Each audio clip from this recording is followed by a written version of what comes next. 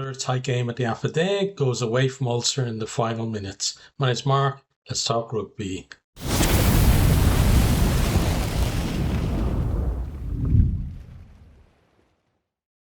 Another week and another late heartbreak for Ulster, but gotta say Glasgow really were good value for the win in this one. So Glasgow dominate possession in the first 5 minutes. Ulster completely on the defensive. Glasgow not quite finding the keys to unlock that Ulster defence at that time. Finally then Ulster to get a chance as they kick a penalty to the edge of 22, but as they spread the line out, there's a knock on from Bren Ward. Glasgow then putting it through the hands, stretching Ulster to both touchlines. They worked then to the edge of 22 before Tuipulotu posts MacDowell through a hole and over to score, converted for 7 points to 0. Really well worked, nice angle from MacDowell as well. Also then working their way back into the game, probably at the Glasgow defence. They move it left. Lowry draws 2 defenders, finds Zach Ward. He then weaves and steps his way through the cover and over to score. Conversions miss 7 points to 5. We then have a Timo check for a head contact. It's Nathan MacBeth on Bryn Ward. It's shoulder to head. Yellow card, goes from off field review. Straight away when I saw it, thought, yeah, that should stay yellow because there's a big change in height for Bryn Ward, as he goes into the tackle, and we find out a bit later that, yeah, it will stay yellow. And I think that was fair. Glasgow then go to 10 metres out from penalty. There's a bit of a mix-up in the lineup, but they do retain possession before then getting a scrum from an Ulster knock-on. Not as clean as they would have wanted there, but at least they still have an attacking platform. Glasgow then moved the ball left before coming back to right. Nice little pullback, gets Mackay through a hole. He stopped just short. Glasgow then tried to get over through the forwards, but they held up over the line. Great defence from Ulster, but it is Glasgow applying much of the pressure. They then come again on the back of another penalty. Cross kick to MacDowell, who does really well to get his hands free to offload, but can only offload to an Ulster player. But again, it does feel like Ulster kind of hanging on a bit in this period of the game. Glasgow is hacking to 22, looking to get to the edge, but Zach Ward intercepts.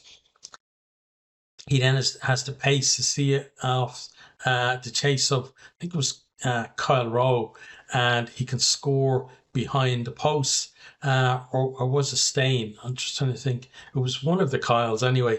I think it might have been Stain because it was on his wing. Scores behind the post, converted for 12 points to 7. Ulster lead very much though against the run of play. Glasgow then shift the ball left into 22 where they've got numbers. Kyle Rowe stopped just short, but does well to get it back and not get held up over the line because you could see Ulster were going for that. It's recycled and then MacBeth gets it down to score. Nice conversion from Horn as well for 14-12. Glasgow a lead. They didn't have a penalty in front of the sticks, but as always, they're going to go to the corner. Glasgow, they never kick their penalties. We've seen them maybe do it less than a handful of times, I think, this season. And you always know they're going to go to the corner to do it here as well. They're playing with penalty advantage. Horn then sells a dummy to go under the post to score, converted for 21 points to 12, and that is half time. In the second half, then we have another Timo check for more head contact. It's Mackay on Stewart. It's shoulder to head. He goes to the bin, and thinking, again, pretty much straight away, that just stays a yellow because that looks like an absorbing tackle. There's not much force from him going into it. And again, we hear later that that's exactly what it is. And again, I think a fair call there.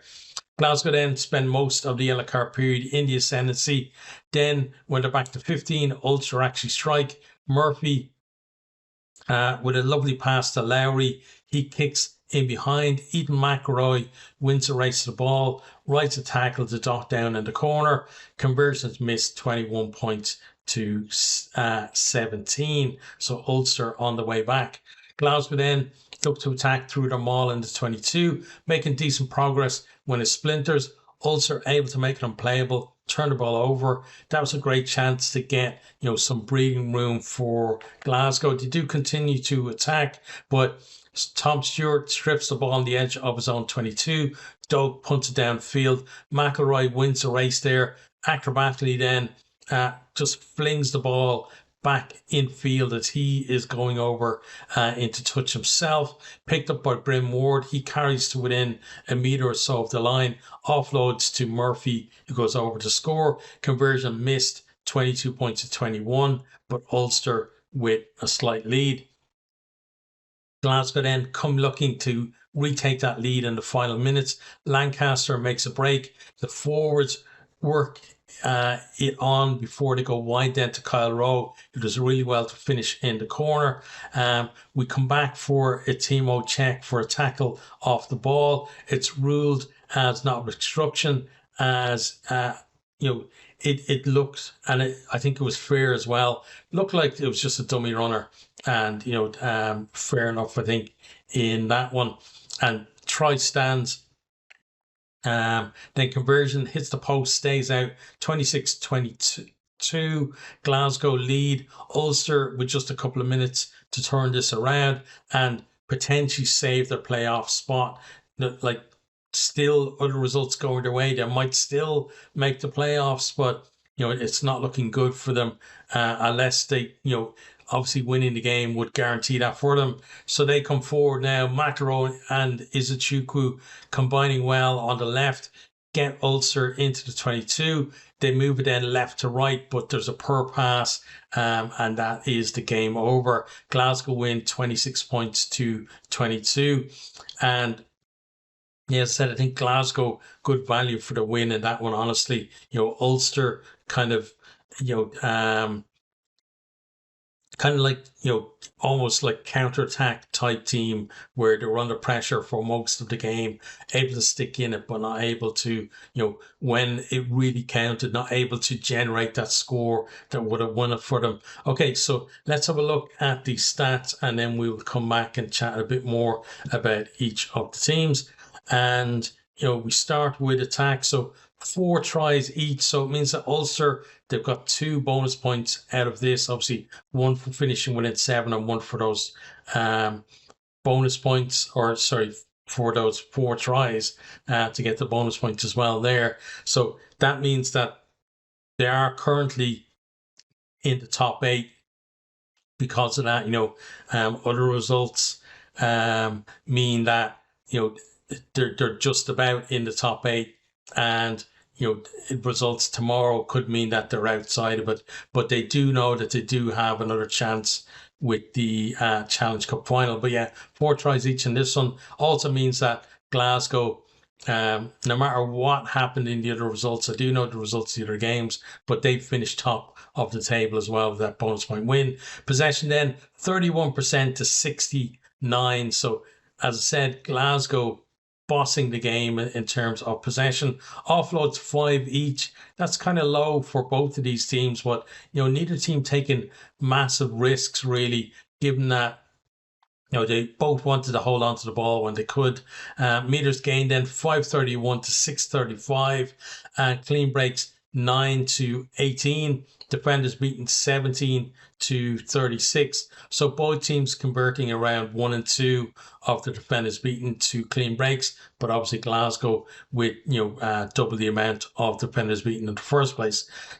Onto the territory. I still don't know why they call it defense, because they took out the tackling stats, which for me is absolutely crazy. But territory 27% to Ulster, 73 for Glasgow. So even more dominant in terms of what part of the field the game was going to be played on, and obviously the vast majority of that was in the Ulster half. Kicks and play then 20 to 26, and kicking success at the goal 25% for Ulster, 75% for Glasgow. So if Ulster were a little bit better from the tee, maybe they could have got winning those points. But again, as I always say, just because you can't just go back and say, oh, if we got that kick, then would have got a draw, or they've got those 2 kicks or whatever. It doesn't really work like that. Kicking meters then 577 to 717, and kicks retained 4 from Ulster, 5 from Glasgow. So both teams competing well in the air. Line out then, one of the areas that was very poor from Ulster, 9 from 14 lineouts. So they lost 5 lineouts for 64%. Glasgow 12 from 14 for 86%. And, again, Glasgow lineout not perfect, but it did give them, some decent positions, whereas Ulster, kind of struggled to retain their own ball. Lineout steals then 2 from Ulster, 4 from Glasgow. And then onto the scrums, Ulster 2 from 3 scrums for 67%, and Glasgow 6 out of 6. So, both set pieces going the way of Glasgow. And if you add in the mauls as well, that went Glasgow's way too. Onto discipline then, 2 yellow cards for Glasgow, none for Ulster. Ulster really not capitalising on those yellow card periods. So penalties conceded 7 for Ulster, 10 for Glasgow, and attacking penalties 3 to 3 each. Defensive penalties 4 to 7, and then scrum offences 3 for Ulster. So that was basically their 3 attacking penalties that they gave away. But again, set piece not going their way. Territory possession not in their favour. Ulster, I think, did well just to stay in the game, honestly, to give themselves a chance, because looking at those stats, really Glasgow should have won, this game comfortably. But Glasgow had their own struggles. Felt that they lacked that penetration that we've seen them, have in their attack previously. They relied a lot on the forwards for, to get them in position, get that go forward. They did, produce some decent moves, especially for that, winning try as well. Some good play there, mix of, putting it through the hands and the forwards, trucking you up a little bit as well, and then a brilliant finish to end it. But yes, that attack not clicking as well as we've seen it early on in the season. So that's definitely a work on for Glasgow going into the playoffs. But overall for them, I think, got to be happy with the fact that, one, they've got the bonus point. They're, top of the tree. Doesn't matter what happens in the other games. Nobody is knocking him off that perch. So it means potentially, Glasgow win their quarterfinal and then their semi-final, that they come back to the Alpha in Belfast for the final, because they don't currently have a stadium available in Glasgow, and that is one of their options for that. So that certainly would be interesting for Glasgow to lift the URC trophy for the second time, well, in the URC era at least, in Belfast as the home team. That would certainly be a strange one. But on to Ulster then. So as I said, they struggled really to impose themselves on the game. It's not surprising though, because Ulster went for that hybrid team we talked about in the preview as well, where they're trying to keep players fresh for the Challenge Cup. They had some good impact off the bench, because they had a lot of those players that will be in that Challenge Cup team on the bench. The likes of Doak, Murphy, Izuchuku, all with, really good impact off the bench. But it wasn't enough really to get them a win. They were in a position where they were leading, with not too much time left, like about 5 minutes left on the clock.